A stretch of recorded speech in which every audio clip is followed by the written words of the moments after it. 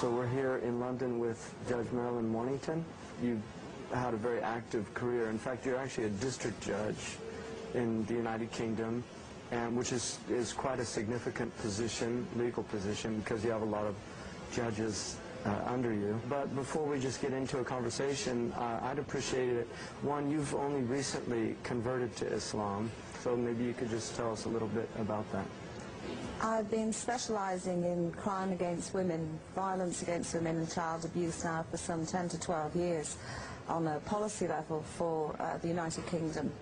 And I became, by no choice of my own, because of the work I was doing, closely involved with violence against women in the Muslim communities in this country. And in order to understand better where they were coming from, began to read about Islam, began to read the Quran, and to mix with Muslims.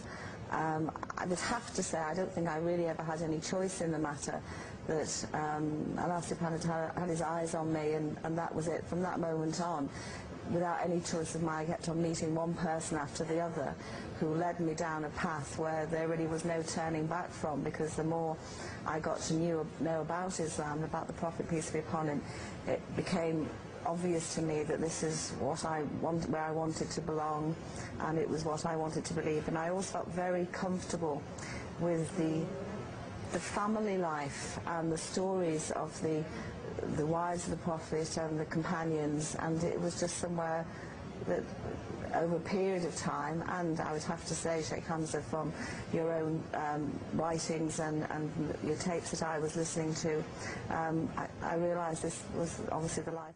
So in terms of, I mean, obviously you've dealt a lot with the Muslim issues, and I think we're all curious, you know, how bad is the situation, given that you've been involved in Muslim women's issues in particular. But what type of things have you come across just in your legal practice? What we are seeing every day, both in my day-to-day practice and also on the committees that I'm having to deal with things, is our issues of forced marriage, where people just do not understand the difference between their cultural practices, particularly those of which we have almost 2 million in this country from the South Asian continent, that these practices are not Islamic, they are cultural, and part of my work is to point that out. Arising from forced marriage, we have honour-based violence, girls who are killed because they are trying to breach those cultural practices, either trying to run away from forced marriage or being within a forced marriage which has led to violence, trying to escape it.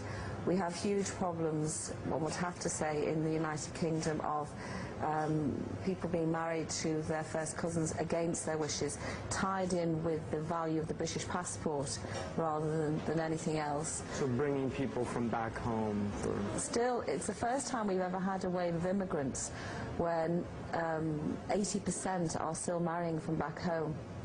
That has very large socio-economic and educational difficulties, because the community here, because they're continuing to marry, mostly, if we're talking about the Pakistani community from Mirpur, which I have visited, which is a very particularly poor part of Pakistan, where the current rates of literacy are only 3% for women and 35% for men. So if you're continuing to bring in spouses with that lack of education, it has big impacts on the community here and their advancement, and they're continuing to fail in that. And I think if you look to why young men in particular are turning to crime and drugs, or perhaps to terrorism, I think a lot of it lies in the root there, and there are real difficulties in the family life. Well, another thing that's interesting is you've actually gone, for the British government, you've gone to overseas. You've been to Pakistan, yes, and looked at women's issues there, and also now just recently Saudi Arabia. How was that experience? Was that the first time you'd visited Muslim countries? And yes, before I went to Pakistan, where I've been working for several years now, and I probably go about twice a year, I hadn't visited a Muslim country. I've also been recently to Turkey as part of my government work. And of course each experience is completely different, and the women in each of the countries, although they are all very strong and amazing women, are very different in their world that they live in.